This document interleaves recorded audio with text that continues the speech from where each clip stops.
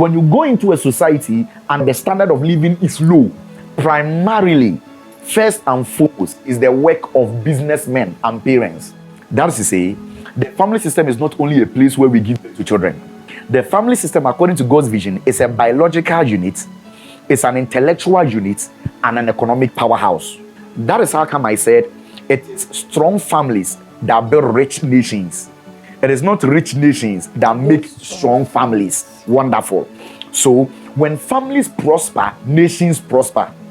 When families become poor, the nation becomes poor. Do you know that when God said in the 10 Commandments, thou shalt honor your father and mother, that you may live long in the earth that the Lord your God is giving you? Do you know that command was also a business command? You see, when you pick the nation of Israel, they were an agrarian society. That's to say, they were into agriculture.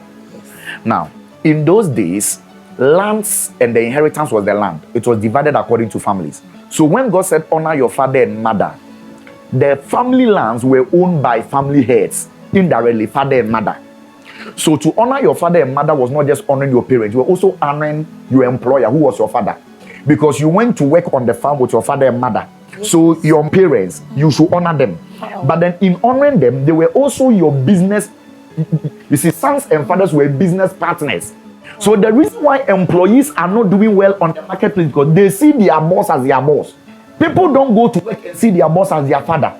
And employers also don't see the employees as their children or family they are building the wealth with. So you realize that businesses that do well operate with a family culture. So please, if you are watching me online, you can do a search on the 10 top business organizations in the world.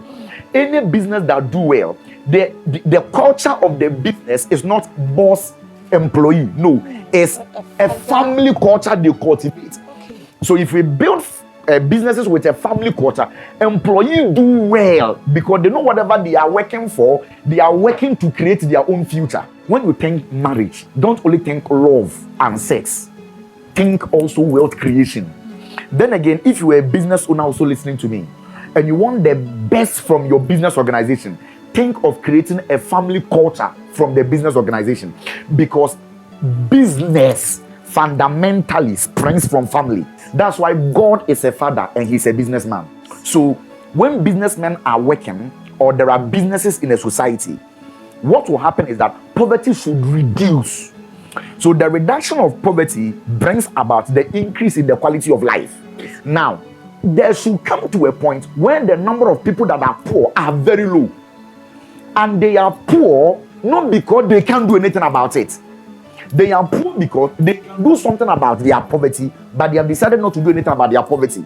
So for those called into the field of commerce and business, the vision they are working towards is poverty eradication.